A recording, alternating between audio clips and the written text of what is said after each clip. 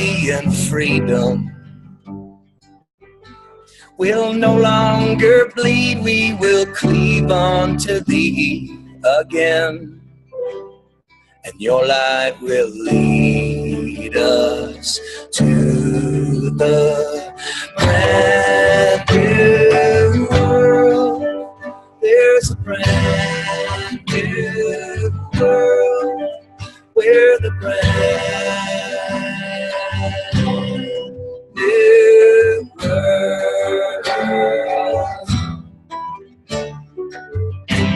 The times are changing. We are rearranging. We are awakening to the brand new world. There's a brand new world where the brand new worlds. In the brand new world, there's a brand new world where the brand new world.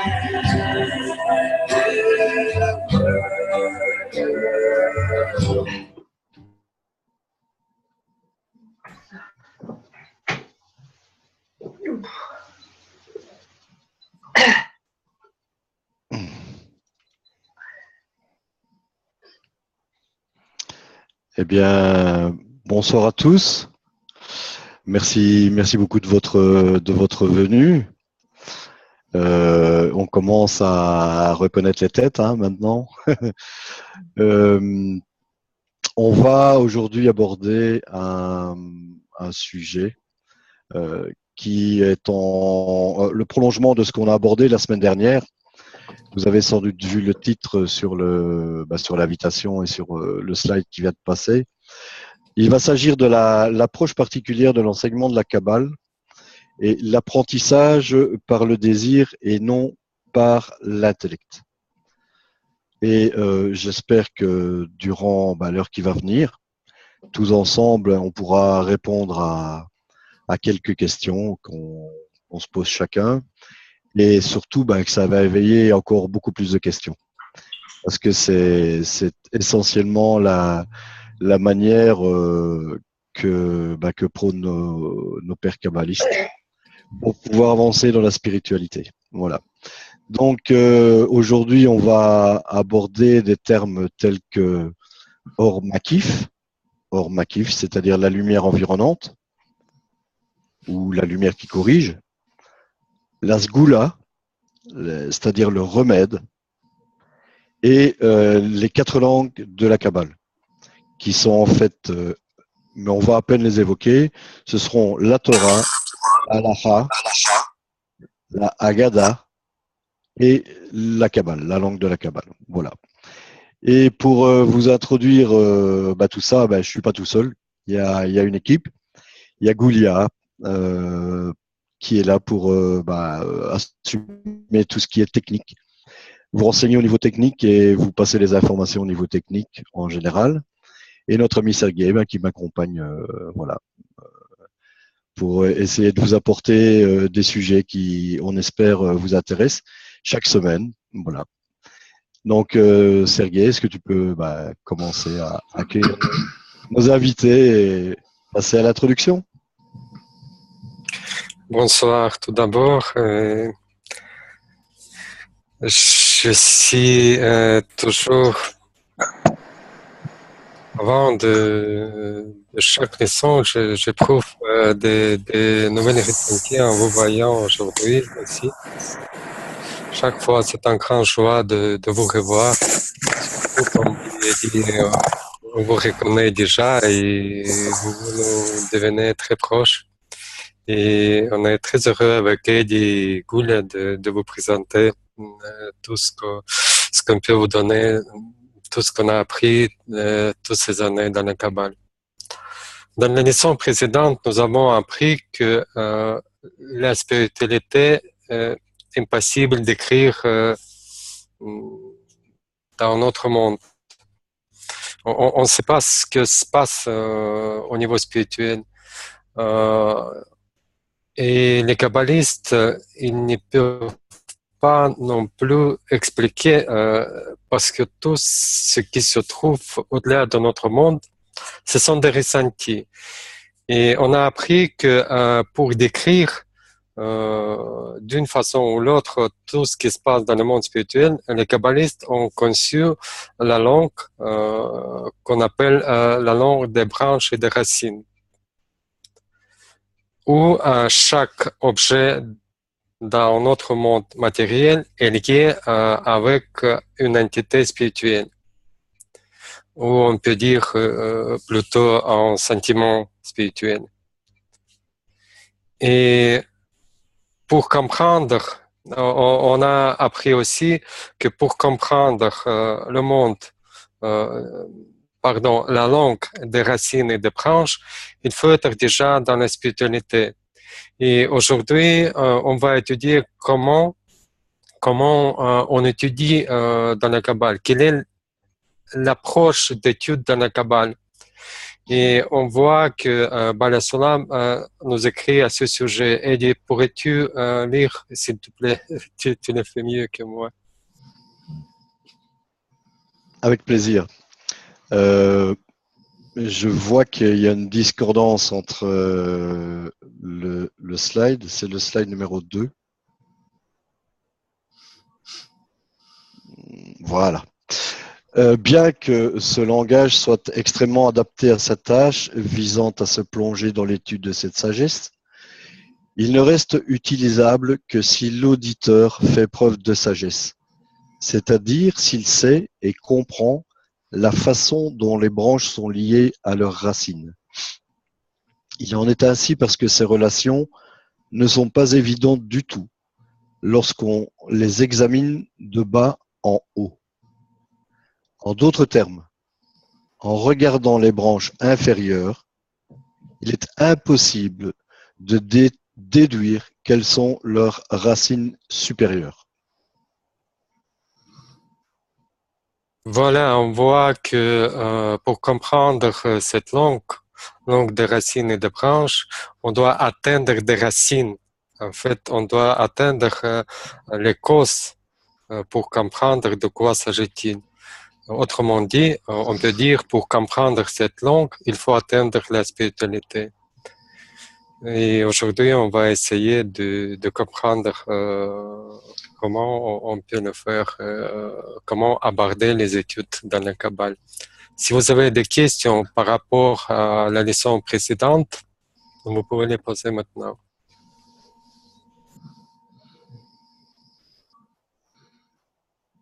Sinon, on va continuer à aborder ce sujet petit à petit avec votre aide, avec vos questions. Ah ben, je vois que non, je regarde dans le chat. N'oubliez pas, hein, donc j'ai pas refait les annonces habituelles concernant le chat, les noms et l'enregistrement, mais bon, ça n'a pas changé, quoi. Hein. Alors voilà, Sergueï en guise d'introduction, nous dit que pour en fait arriver à connaître cette spiritualité, il y a une condition. Et cette condition, en fait, c'est de pouvoir se détacher de son intellect. Pour aborder cette sagesse, il faut avant tout ressentir. C'est une sagesse qu'on doit ressentir. Et dans notre monde, à partir de notre monde, le monde des branches que vient d'évoquer Sergueï, on a du mal à s'imaginer, à comprendre ce qui se passe là au-dessus. En fait, on l'a vu la semaine dernière, il faut se trouver là pour comprendre ce qui s'y passe en fait. Il faut être sur place pour comprendre. Et notre problème, c'est nous, on est ici. Hein, comment on va faire pour aller là-bas, quoi. Et donc, une fois qu'on sera là-bas, on arrivera à comprendre tout ce qui se passe dans notre monde.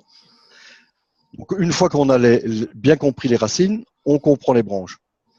Mais nous, on ne sait pas. Et alors, c'est pour ça, les kabbalistes, en fait, ce sont des gens qui ont atteint ce niveau, qui ont, on le verra par toute une méthode, parvenu à se trouver au niveau de la spiritualité, à découvrir les racines, à utiliser des mots qui se trouvent dans les branches pour évoquer cela, mais la seule manière de comprendre, c'est de se trouver dans cette spiritualité. Et pour ça, il y a la figure, le slide numéro 3, que Goulia va nous mettre. Vous voyez donc, on atteint, le petit bonhomme, il atteint l'infini à partir du moment où il est dans les racines. Et on voit une barrière entre les branches et cette racine. Alors, tout le problème, ça va être de pouvoir passer cette barrière pour y arriver. Le Baal HaSulam nous dit dans l'essence de la sagesse de la Kabbale, le slide numéro 4,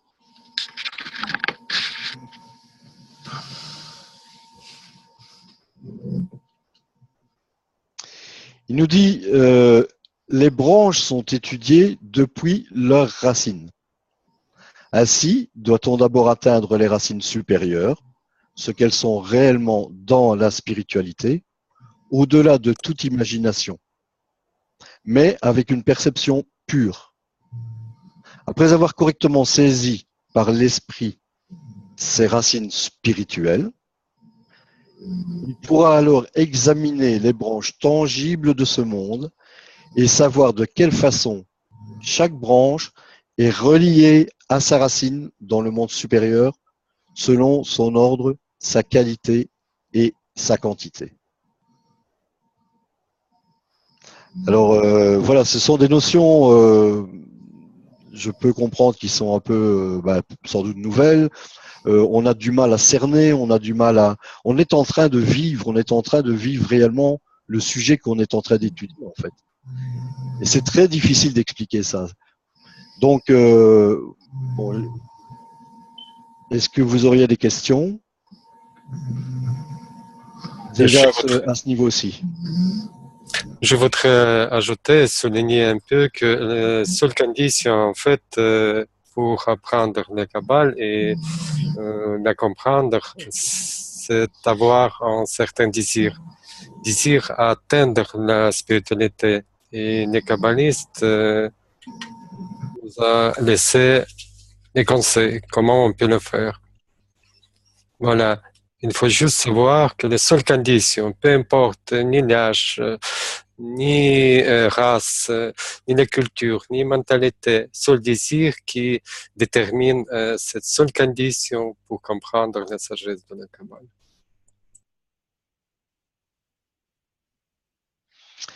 Alors, je vois Zulkani qui pose une question qui est: est-ce que ces ressentis sont découverts individuellement ou en groupe? Est-ce que ces ressentis sont identiques à chaque individu?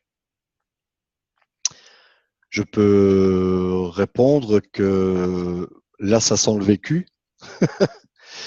Et évidemment, un des conseils des kabbalistes, c'est d'étudier en groupe. Et le groupe est évidemment très important.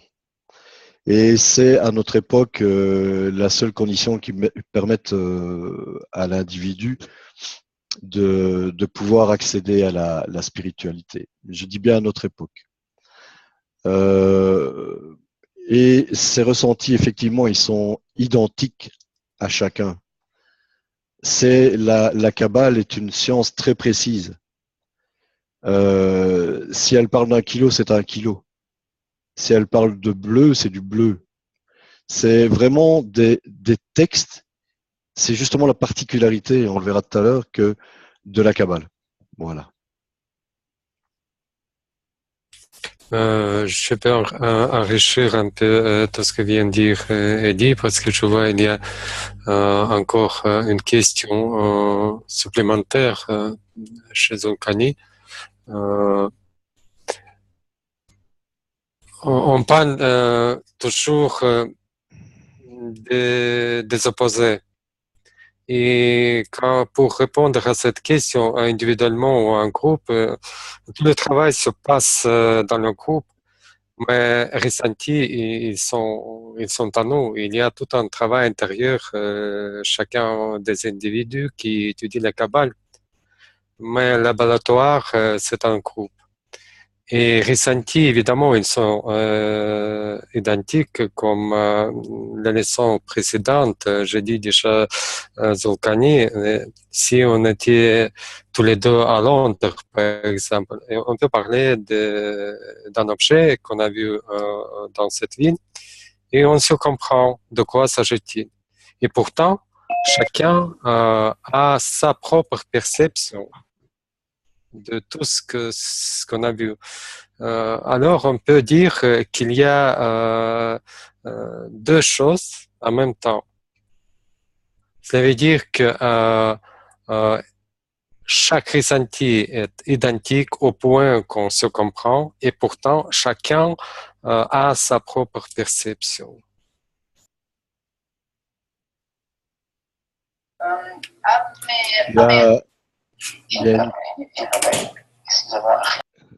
Merci.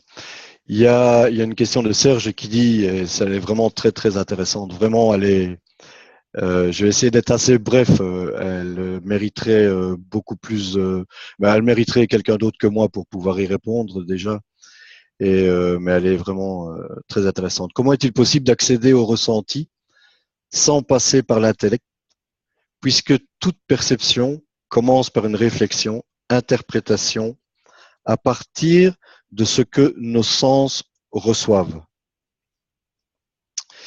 Et effectivement, ce sont deux notions totalement importantes dans la Kabbale, l'intellect et le désir, le ressenti.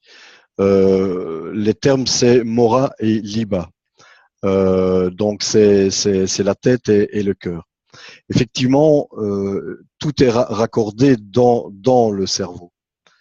Mais contrairement à ce qu'on croit habituellement dans notre monde, en fait, ce qui dirige l'homme, c'est son cœur. La Kabbale dit que c'est le cœur de l'homme qui le dirige. Et le cerveau n'est en fait qu'un outil au service de son cœur, au service de son désir.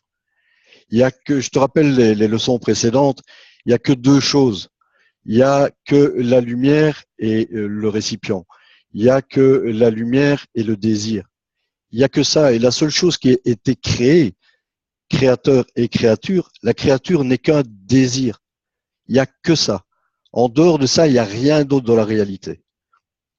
Et le désir, en fait, on l'appelle le cœur, c'est là qu'il réside. Le désir de l'homme, tous ses désirs, en fait, sont résumés on dit en un seul désir, c'est le désir de recevoir. Tout se situe au niveau de ce qu'on appelle en Kabbale le cœur. Voilà. Mais ce sont des notions qui sont expliquées pendant des heures et des heures et des heures et des heures. C'est vraiment et pour arriver à comprendre, évidemment, il faut passer par le ressenti. Mais d'abord, c'est le ressenti avant l'intellect qui est au service du ressenti. Voilà. Je peux même un peu aggravir et dire que la même chose que Eddie, mais autrement. L'intellect, le cerveau, c'est un serviteur tout simplement. C'est un serviteur d'un maître, et maître, c'est le désir.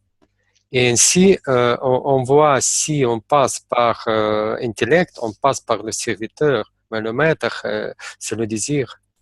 C'est ressenti.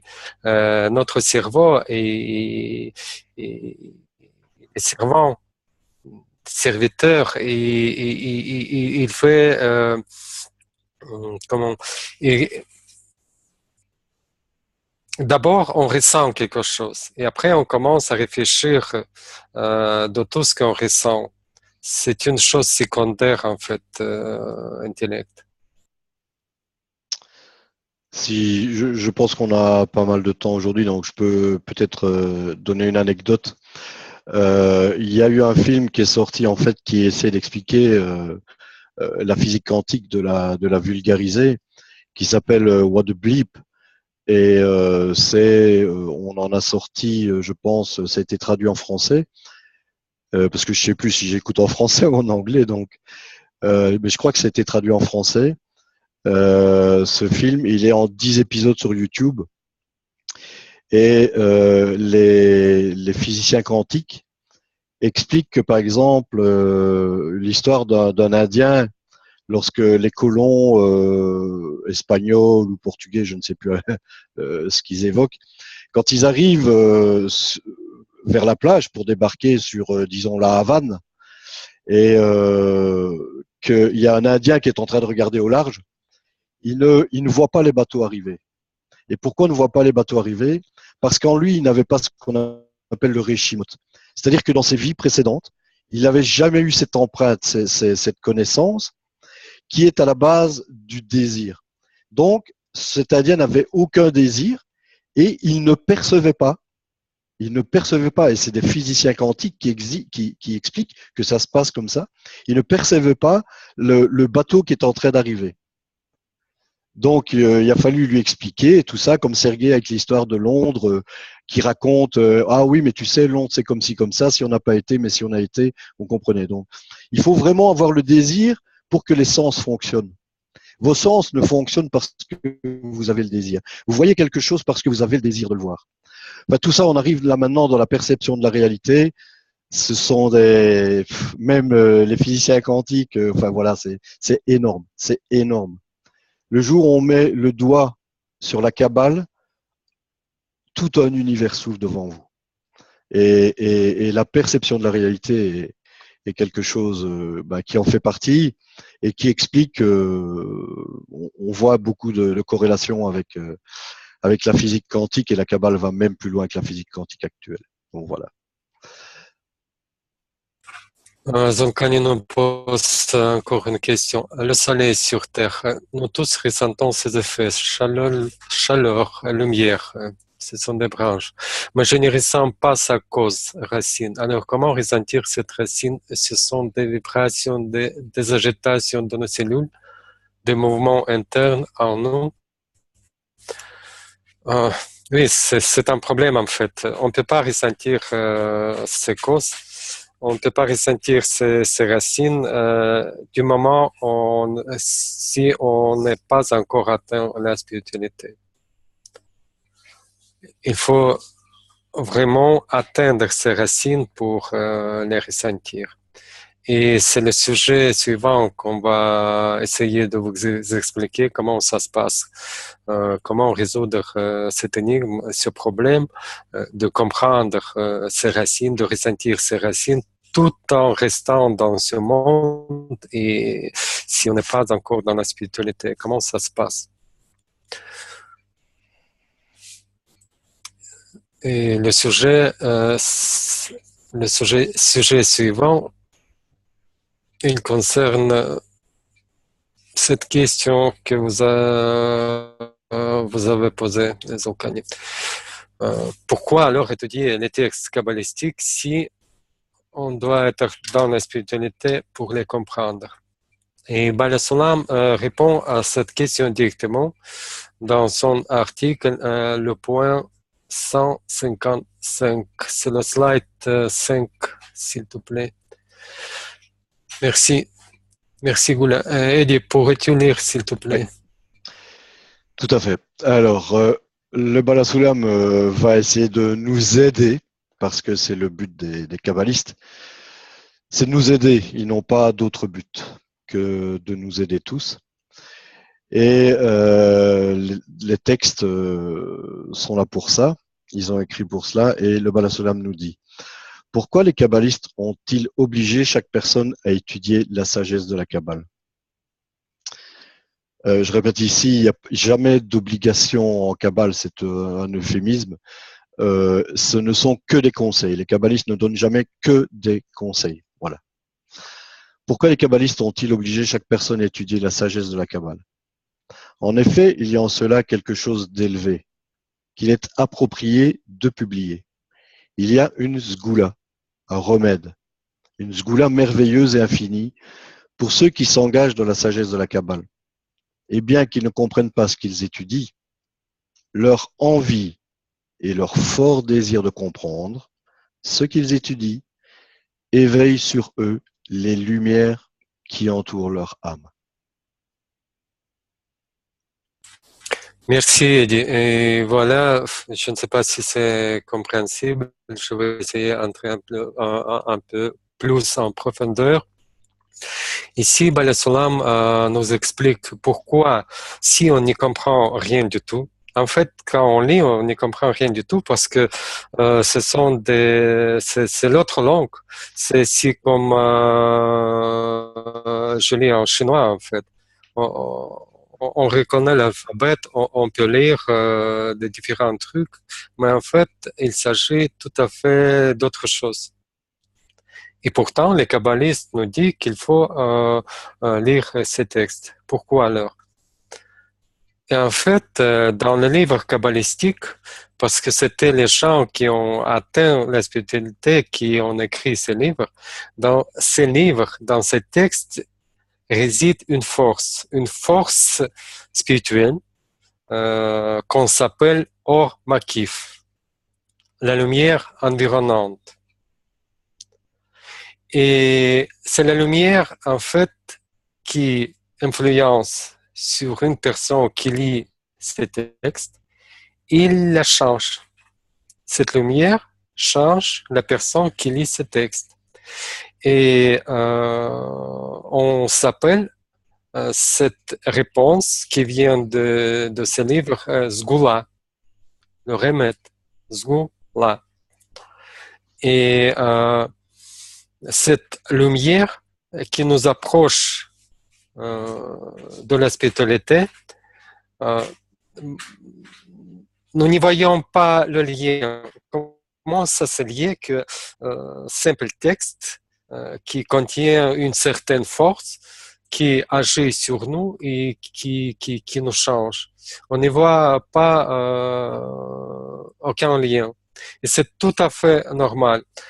Par exemple, si on prend une personne, un indigène qui est d'Amazonie, qui n'a jamais vu la civilisation, et on le place devant un supermarché avec une porte automatique. Vous savez, quand on s'approche et la porte s'ouvre automatiquement.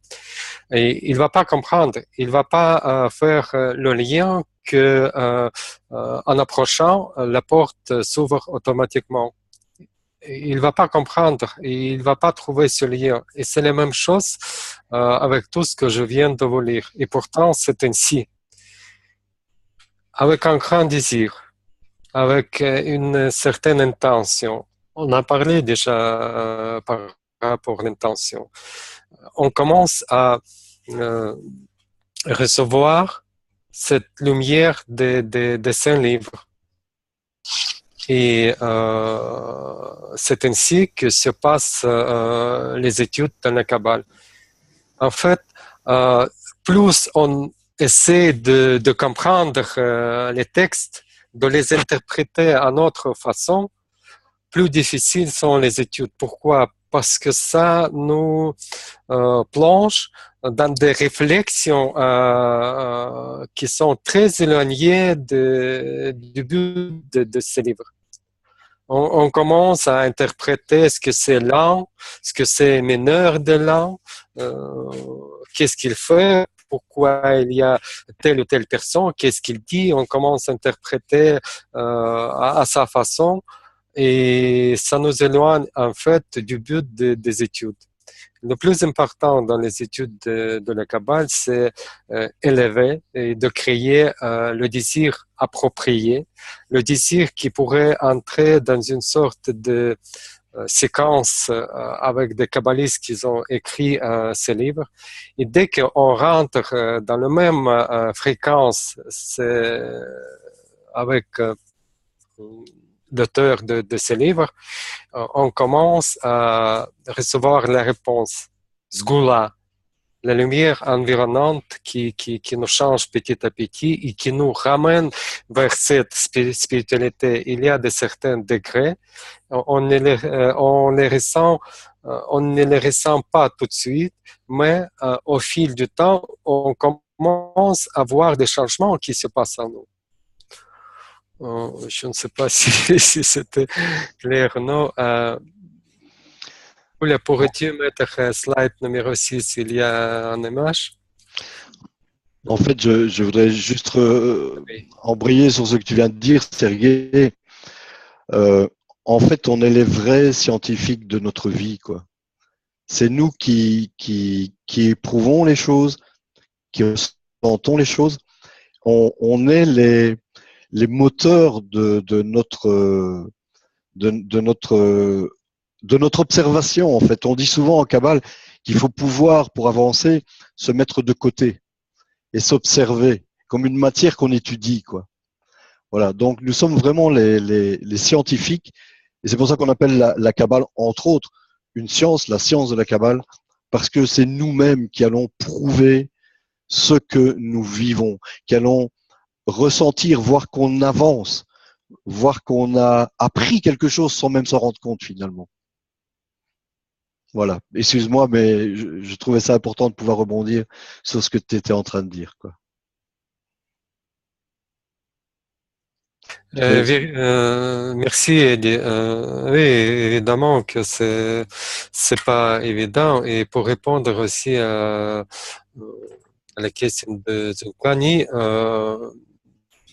avec les études, en fait, on commence à ressentir différemment. On commence à ressentir, en fait, tout ce qu'on a eu déjà dans notre vie matérielle, ça devient un peu plus affiné. Il y a une certaine finesse dans tout ce qu'on voit. On commence à comprendre. En fait, on commence à comprendre ce que les kabbalistes veulent nous dire. Mais ça se passe petit à petit au fur et à mesure de cette influence. Et il y a tout un travail dans le groupe de créer cette bonne intention. En fait, l'intention, il est très simple, si on peut dire ainsi. L'intention de donner, le désir d'apprendre à aimer. Et on ne fait que corriger des relations, des rapports entre les amis. C'est tout ce qu'on fait. Et ainsi, pendant la lecture, en travaillant intérieurement, on commence à entrer dans cette vibration avec l'auteur. Et tout d'un coup, chaque fois, et Eddie peut confirmer, n'importe quel étudiant de la Kabbale peut confirmer, on peut lire un texte dizaines, de centaines de fois, et chaque fois, on le voit autrement, on le ressent autrement, parce qu'on change en permanence. Ouais, c'est en fait, on change, ça veut dire que c'est le désir qui change. Ça veut dire que le désir évolue. Ça veut dire qu'on avance. Ça veut dire qu'on va dans le bon sens. Et, et chaque minute qui passe, notre désir est différent. Rappelez-vous les premières leçons. Une seule chose a été créée, c'est le désir de recevoir. Il est en perpétuelle évolution. Et le monde, il y a l'ego, individuel et il y a l'ego collectif. Et il y a des rishimos individuels, des rishimos collectifs, etc. Et tout évolue, je veux dire, constamment. Constamment. C'est le souffle. On peut se représenter ça par le Big Bang et boum, et c'est en perpétuelle expansion. Voilà. Eh bien, notre ego, c'est un peu ça, quoi. Ça évolue sans cesse. Et il passe par des phases. Et Sergei va vous expliquer le schéma que maintenant on a tous sous les yeux. Par ce schéma, je voudrais dire une seule chose, qu'il faut être très attentif et ne pas vouloir même essayer de comprendre intellectuellement tout ce que les kabbalistes écrit, parce que ça peut nous ramener dans la direction opposée en fait, et ça peut prolonger la durée d'atteinte spirituelle. Et ça c'est très important de comprendre dans la Kabbale qu'on essaie de plonger dans le ressenti pendant les études.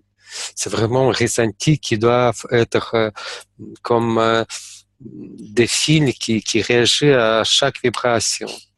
Et on commence à ressentir les amis, on commence à ressentir l'humour, et on commence à ressentir tout ce qu'on appelle l'âme commune, tout ce qu'on appelle un champ de l'amour qui nous entoure, qui nous élève vers la spiritualité, qui n'est que de don, le don et l'amour. Il n'y a rien d'autre en fait.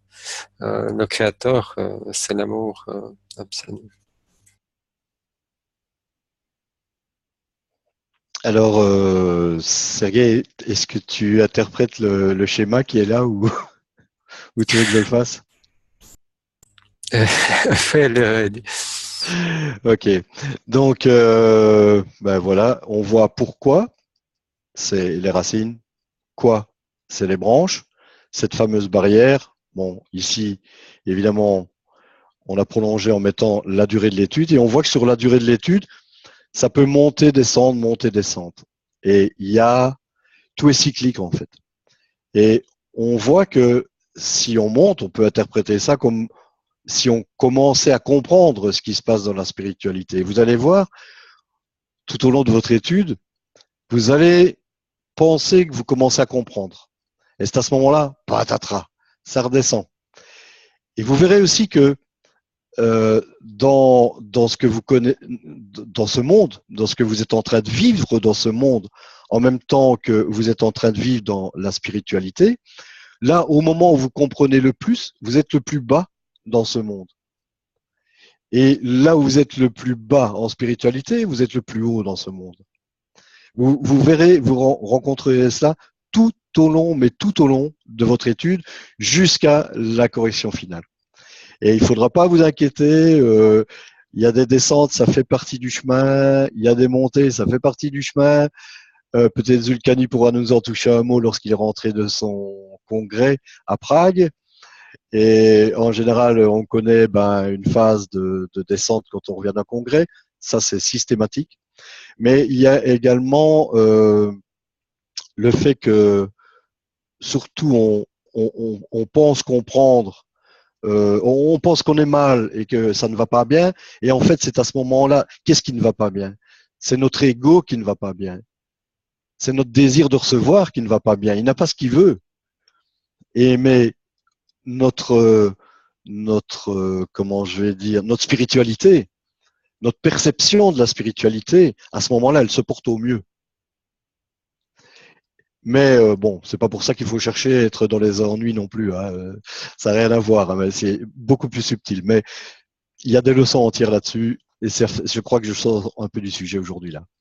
Voilà, Sergei, si tu veux rajouter quelque chose sur le schéma là. Non, tu as expliqué très bien. Je voudrais juste proposer de continuer parce qu'il nous faut encore voir un autre sujet, les 4 langues de la Kabbale. Et en plus, il y a, je ne sais pas si c'est une question ou la réflexion de Zulkani. Pourrais-tu voir, s'il te plaît?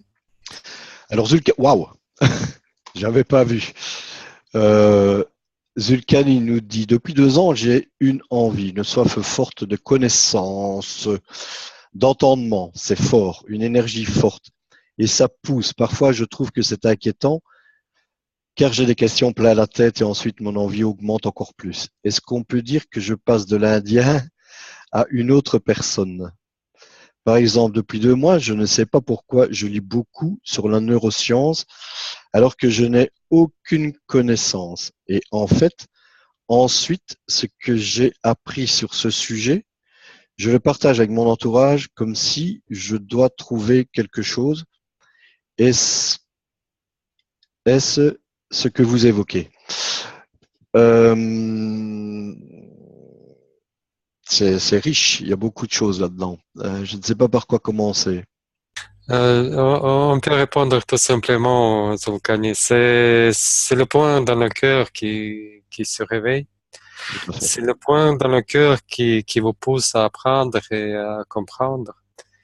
Et à la fin du compte, il vous a ramené ici aujourd'hui et après, il va vous ramener directement à notre rave, là où vous pourrez poser toutes vos questions. Et c'est une aventure qui commence et je suis heureux pour toi, Zolkani, de se retrouver ici et de découvrir cette science, cette sagesse. Toujours bien se rappeler qu'on n'est que égaux. Il y a que ça. Toujours revenir, c'est la base. Et l'ego, on l'a évoqué lors d'une leçon précédente, c'est ni bon ni mauvais, c'est la création, c'est tout, c'est comme ça. Mais c'est ce qui nous pousse à faire tout, à penser tout, c'est lui qui est le moteur de tout. C'est lui qui est le moteur de tout. Et comme moteur, comme chaque moteur, euh, il a besoin de son carburant. Voilà. Et le point dans le cœur que vient d'évoquer Sergueï, c'est le développement ultime de cet ego. Voilà. Et je vois, pardon, Eddie, je vois une bonne question de Serge. Est-ce que ça veut dire que l'étude de la Kabbale nous rend timide, monter spirituellement, égale descendre matériellement, socialement? Moi non, non. Par contre, l'étude de la Kabbale augmente l'ego. Les gens qui commencent à étudier, surtout les kabbalistes, ce sont des gens avec un grand ego, avec beaucoup de prétentions. On est passé déjà à tous les niveaux où on a voulu de l'argent, du pouvoir. C'est un autre niveau. On veut le créateur, on veut la spiritualité. Et je peux vous assurer, on ne devient pas timide, mais par contre, on devient dur à accueillir. C'est toujours comme ça. C'est ce que voudrait expliquer Eddie. Plus on monte vers la spiritualité, l'ego devient plus fort. Et en étudiant la Kabbale, en étudiant les textes saints, on construit un certain écran contre cet ego. On construit l'amour, on construit le don et on commence à gérer cet ego, comme vient d'évoquer Eddie aussi. On commence à se voir du côté, comme si c'est pas moi. Il existe un ego, moi, qui est auprès. Mais vrai moi, c'est moi spirituel, c'est mon âme. En fait, c'est une sorte de division. Et en voyant cet ego grandir, on le tient toujours entre les mains. On ne le donne pas à exploser. Et ça nous donne les forces pour continuer à avancer et devenir plus fort dans le don et dans l'amour. C'est ainsi, c'est l'ego qui nous pousse. Et en étudiant, nous construisons toujours une certaine, je ne sais pas comment ça, mais on dit toujours dans les termes kabbalistiques, on construit l'écran. On construit l'écran sur notre ego. Mais l'ego, il grandit toujours. Il y a des moments où on passe à un niveau spirituel et on tombe. C'est ça ce que Eddie voudrait expliquer. Et on recommence comme si on n'y connaît rien. Mais en fait, c'est un autre degré plus élevé, un autre ego qui est plus fort, qu'on doit de nouveau construire un écran plus fort. Et là, on reçoit des compréhensions, des choses nouvelles qu'on découvre. En fait, oui, je reviens sur la dernière partie de la question. Monter spirituellement, descendre matériellement. En fait, pas du tout. Ce que j'essaie de dire, c'est que notre ego, comme il a grandi, il veut plus. Et si d'un côté tu lui offres la spiritualité, l'ego il n'est pas fait pour aller vers la spiritualité. Ça m'amène aussi à une question que j'aimerais vous poser à tous en deux mots comme ça. Euh, Qu'est-ce que ça veut dire la spiritualité? Donc, posez-vous cette question, c'est quoi la spiritualité? Et c'est très simple, c'est très simple. C'est un seul mot, c'est donner. Donner, aimer, voilà. C'est que ça la spiritualité. Chaque fois que vous entendez parler de spiritualité, c'est de ça dont il s'agit. Donner. C'est-à-dire que on ne tourne plus les choses vers soi-même pour de quelque chose d'immatériel le rendre de plus en plus dur, de plus en plus compact. Non, on va vers l'extérieur, vers les désirs des autres, et on donne. Et on prend de la... J'ai pensé à un mot tout à l'heure, éther. On devient comme de l'éther, on devient plus léger. Enfin, voilà. C'est un peu comme ça. C'est pas les mots exacts, mais voilà. La spiritualité, c'est donner avant tout. Et pour revenir donc au fait de descendre matériellement, non, c'est l'ego comme il a grandi, il veut plus et il n'a plus ce qu'il veut, il a plus, alors il râle évidemment. En plus, le cœur oblige le cerveau à lui fournir, à mettre en place des processus qui vont faire en sorte qu'il va donner de plus en plus, alors que c'est pas ce qu'il veut, etc. Donc voilà, c'est un peu une ambivalence. Et la Kabbale, elle a ça de particulier, et c'est la seule méthode qui propose ça, c'est le travail sur 3 lignes. 3 lignes. Si vous avez jamais entendu parler de ça, la Kabbale, c'est ça qu'elle propose. Elle propose de travailler sur 3 lignes. La ligne gauche, la ligne droite. On commence d'abord par la ligne droite, gauche, et puis on arrive au milieu. Mais tout ça, ça a des significations, mais voilà. Oui, on va y revenir durant nos études après. Et je vois, Françoise, un petit ajout, timide ou plutôt humble. Je dois quand même répondre à cela parce que je vois ici quelque chose de très important. Tout à fait humble. Comme je viens de dire, on se divise. On se divise en fait. Et dans la vie matérielle, on devient dur. Mais dans des relations, dans le groupe, dans notre laboratoire, on est humble. C'est ça qu'on existe dans deux choses opposées en même temps. Et c'est vraiment ça la Kabbale. Pouvoir exister toujours dans deux choses en même temps. Les kabbalistes, ils vivent dans le monde matériel et en même temps dans le monde spirituel. Et ici, les étudiants et les kabbalistes, ils sont humbles à l'intérieur de soi, avec ses élèves, dans son travail intérieur. C'est vraiment très humble parce que l'amour, c'est quoi? C'est l'amour, c'est sans condition. On doit être humble. Et en même temps, dans la vie de matériel, les kabbalistes se comportent comme tous les autres. S'il y a des problèmes, il faut les résoudre. S'il y a quelqu'un qui vous embête, il faut agir. Et parfois, agir assez, comment dire, mais aller jusqu'à la justice, etc., faire tout ce qu'on doit faire dans ce monde. Il ne faut pas être humble, sinon dans ce monde, vous savez tous, il faut savoir se défendre. C'est ça ce qu'on fait en fait dans ce monde, et les kabbalistes y compris. Mais à l'intérieur, on élève cet état d'humiliation devant la grandeur du Créateur, d'humiliation devant les amis, devant le désir. Je ne sais pas si on est déjà allé assez loin. Je pense qu'on doit passer le sujet. J'ai encore envie de raconter une anecdote pour nos amis ici.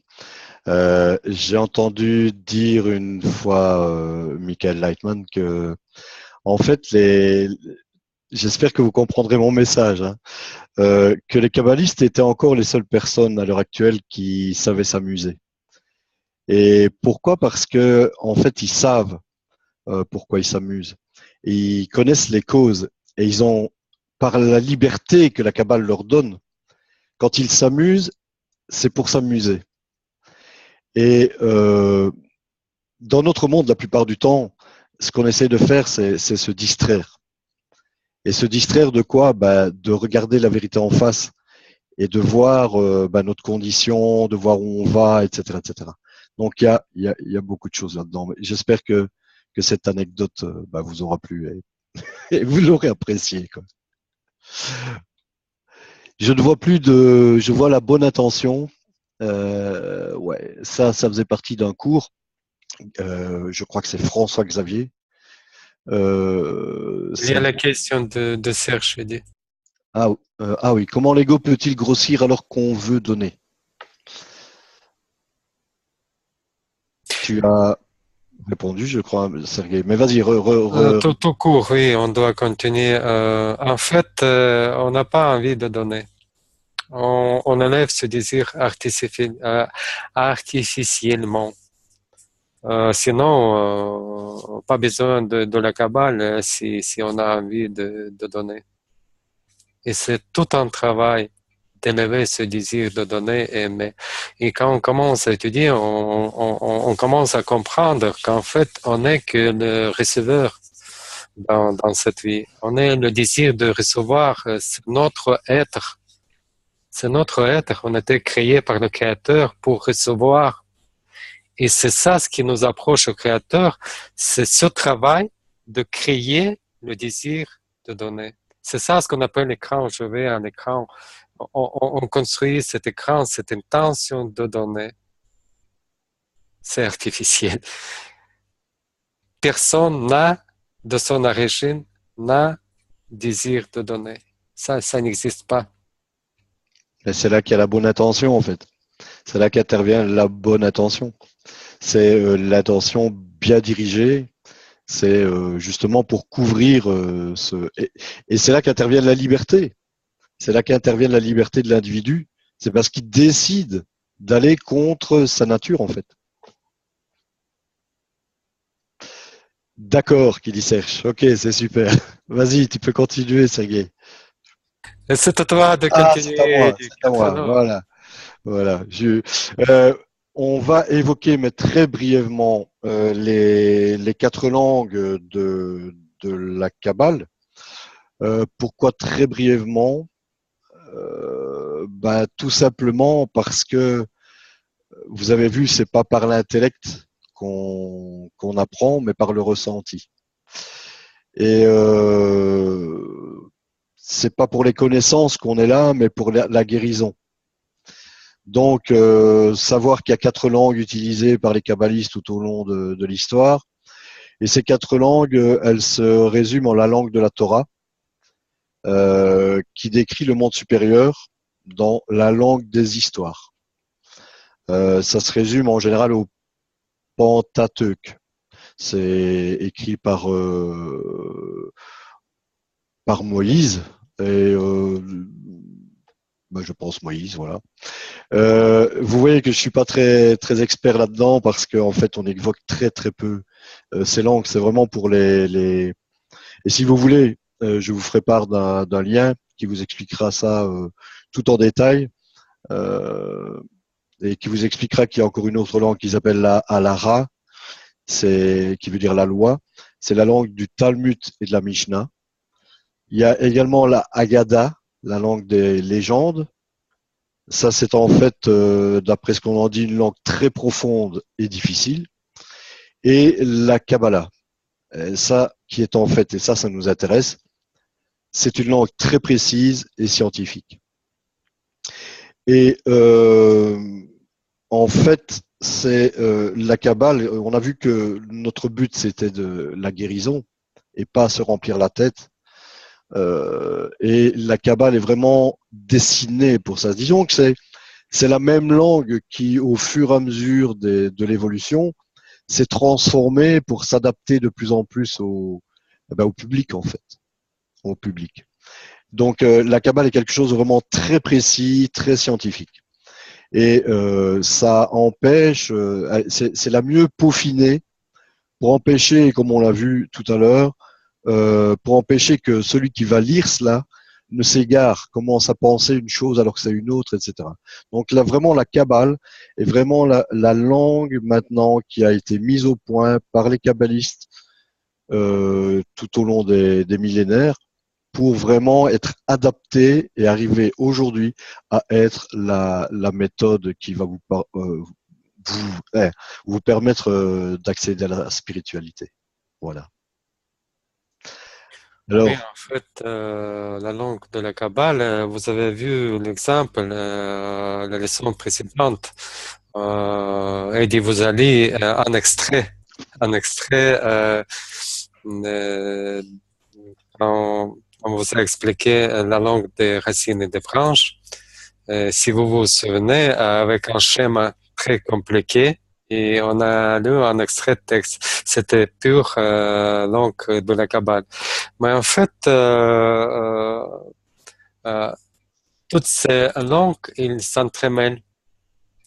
Par exemple, si on lit Zohar, là, il présente toutes les 4 langues. Mais comme dit Eddie, pourquoi les kabbalistes préfèrent le langage de la Kabbale? Et pourquoi on étudie à chaque leçon, on a 3 heures de la leçon chaque matin. Et 1 heure ou une demi-heure, on étudie TAS. C'est la pure langue de la Kabbale. Parce que ça nous permet de concentrer plus sur l'intention. Et c'est une partie le plus profitable, plus bénéfique pour attirer la lumière environnante. Tandis que si on lit, par exemple, la Torah, on dit Tanakh, la langue de Tanakh, où on voit toute une histoire des Juifs, etc. Ça nous ramène dans l'histoire, mais pas vers la lumière qui corrige. C'est pour ça que les kabbalistes préfèrent, pour les étudiants, utiliser plutôt la langue de la Kabbale.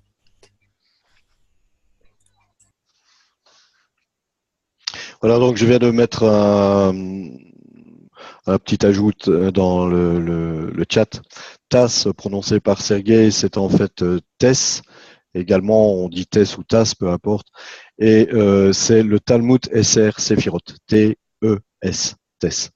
C'est-à-dire l'étude des 10 Séphirot, tout simplement. Oui, parce qu'on dit aussi pour la langue de la Kabbale que c'est la langue des Partsouf et des Sphirot. Voilà. Avant de poursuivre, on a une petite vidéo qui va résumer toute la leçon. Voilà. Donc, si Goulia, tu veux bien lancer le clip, merci.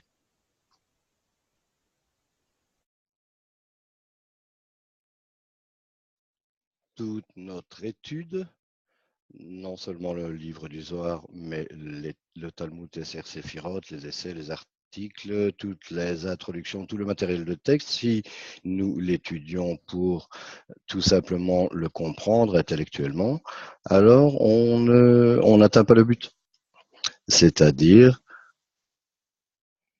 il nous semble, comme l'écrit le Balasulam, que à partir d'un grand désir de comprendre ce qu'on apprend, on attire la lumière qui corrige. Mais nous interprétons mal le mot comprendre ou savoir, parce qu'en Kabbale, connaître, ça veut dire se lier, se connecter. Comme le verset Adam a connu Ève. C'est un concept de connaissance qui signifie zivug, l'accouplement, la connexion. Donc, si une personne veut faire cette connexion avec le monde spirituel, pour entrer dans ce monde spirituel, pour vivre dans ce monde spirituel, pour expérimenter, le révéler, le ressentir. Cela peut uniquement avoir lieu selon la loi d'équivalence de forme. Si une personne a les mêmes qualités que dans ce monde spirituel, c'est pour cela que jusqu'à ce que nous changions notre nature, nous ne pourrons pas ressentir le monde spirituel. Donc, quelle est l'opération qu'il nous faut traverser, ou le remède, ou la médecine, ou le changement que nous devons traverser pour changer notre nature? C'est pour cela que la sagesse de la Kabbale nous parle du monde spirituel, et nous sommes dans ce monde, mais nous ne comprenons pas un seul mot de ce dont il parle. Et si on pense qu'on comprend, c'est tout simplement une illusion. C'est une illusion totale. Nous ne comprenons pas. Donc, pourquoi nous étudions? Uniquement pour absorber ce qui est appelé un remède, qui est une force unique qui nous influence et change notre nature. Dans la mesure que cette force nous influence et change notre nature, dans cette mesure, nous comprendrons ce dont parlent les livres de Kabbale. Et il n'y a pas d'autre manière. Donc, ceux qui étudient pour tout simplement connaître dans leur esprit, ils deviennent ce que la Kabbale appelle des chauves-souris. Parce qu'une chauve-souris ressent que c'est dans la lumière, mais elle est tout le temps dans l'obscurité. C'est-à-dire, on peut penser qu'on sait, on connaît ce qui est dans les livres, qu'il peut philosopher à propos de ce qui est écrit à chaque page, mais il ne ressent pas vraiment ce qui est derrière les mots, il n'atteint pas cela. Et l'opposé, ce sont ceux qui, en fait, changent, transforment leur nature, et en changeant leur nature, ils atteignent et en fait découvrent le monde spirituel. C'est appelé les enfants du prochain monde. C'est pour cela que nous devrions être prudents lorsque nous étudions la sagesse de la Kabbale, pour que notre étude soit pour nous changer, pour changer notre nature, désirer ce changement intérieur durant l'étude. L'étude est pour nous amener une nouvelle sensation du monde spirituel, pour réellement être en lui, le ressentir, pas tout simplement pour apprendre de ce monde, de notre vie ici, à propos de quelque chose qui est quelque part au-dessus de la barrière.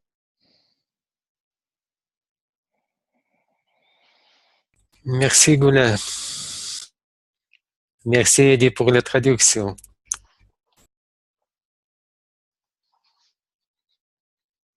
Mais s'il y a encore des questions, on peut consacrer quelques minutes, Eddie. Oui, il n'y a pas de souci. Et après, on termine. Allez-y, allez-y. Je t'en prie, Françoise. Merci à toi.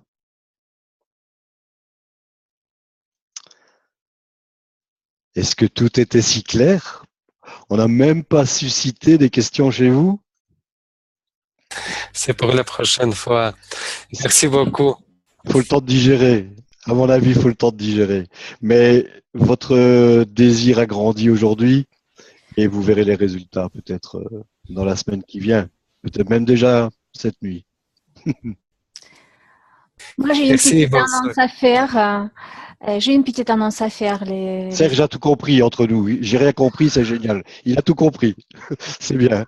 Oui, Goulia, s'il te plaît. Est-ce que tu peux parler du groupe Facebook qui peut intéresser nos amis? Oui, je veux parler de groupe Facebook.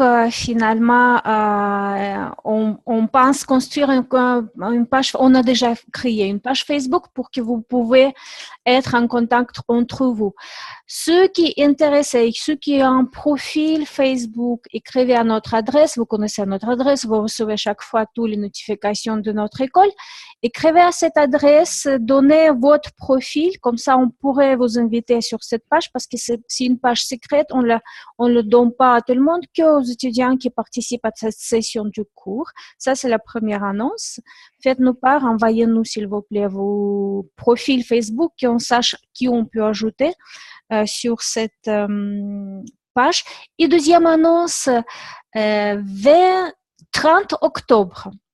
Et tous les gens francophones qui étudient la Kabbale se réunissent apparemment à Paris. On n'a pas encore loué en place, mais on sera réunis à Paris.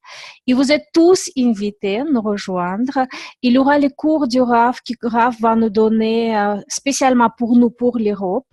Et dans tous les pays de l'Europe, tous les gens vont se réunir ensemble. Les gens qui étudient beaucoup d'années, qui sont dans les groupes, qui travaillent dans les groupes, et les nouveaux étudiants, les gens qui participaient dans le congrès, mais font pas encore partie du groupe. Tout le monde va se réunir ensemble. On n'a pas encore loué, mais on compte louer une salle à Paris. Et si vous êtes intéressé aussi, écrivez à nous sur la même adresse. Et dès qu'on a quelque chose de concret, dès qu'on sait l'adresse de salle, combien ça coûte, on va vous communiquer et on sera vraiment heureux de vous rencontrer et faire connaissance. Zulkani peut vous dire à quel point le contact physique, c'est différent du contact virtuel, à quel point on découvre et on commence à ressentir les choses lors du contact physique. Et vraiment, si vous avez la possibilité, 30 octobre, venir, ce sera toute la journée, du matin jusqu'à le soir. Il y aura beaucoup de leçons du Rav, on va faire les activités entre nous.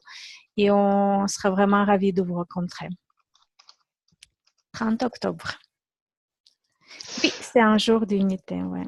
Si je peux ajouter à ce que Goulia nous a dit concernant le groupe Facebook, et de manière générale pour que nous puissions avoir une communication directe avec vous et de manière beaucoup plus ciblée, ce serait bien si vous pouviez laisser dans ce chat votre adresse email.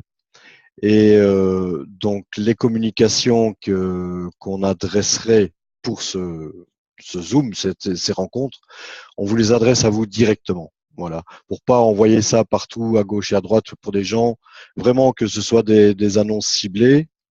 Et je voulais peut-être, je n'ai pas entendu si Goulia l'avait annoncé, le nom du groupe Facebook qui s'appelle vidéo-conférence espace Kabbalah. K-A-2-B. Je vais le noter. Voilà.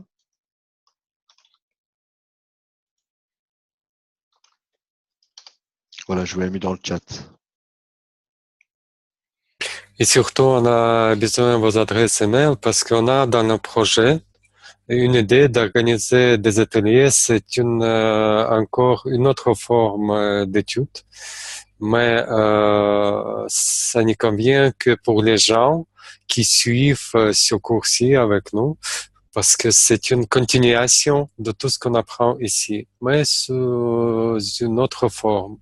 C'est pour ça qu'on a besoin de vos adresses pour ne pas envoyer l'invitation à tout le monde, parce que ça ne sert à rien de devenir une personne qui n'a jamais été là à cet atelier et il va rien comprendre, parce que lors des ateliers, on va discuter des sujets qu'on a abordés ici.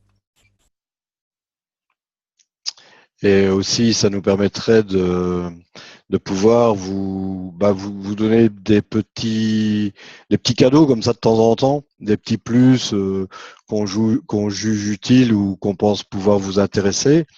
En l'occurrence ici, j'ai volontairement passé très brièvement sur les 4 langues de la Kabbale.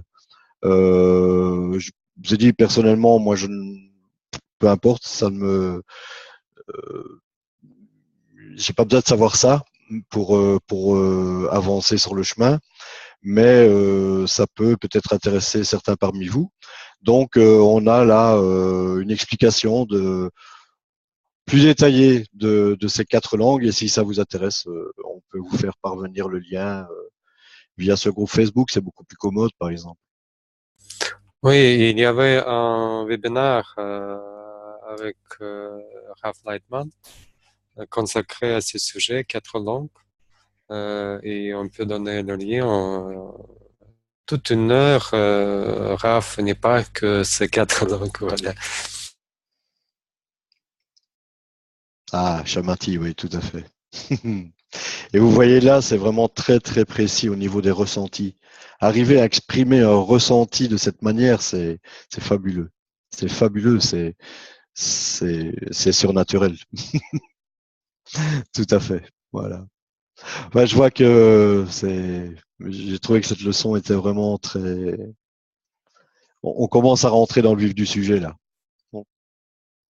C'est pour ça qu'à aller sur Paris à la réunion que Goulia vient d'évoquer, ça va vous permettre encore plus de passer à une partie pratique. Voilà.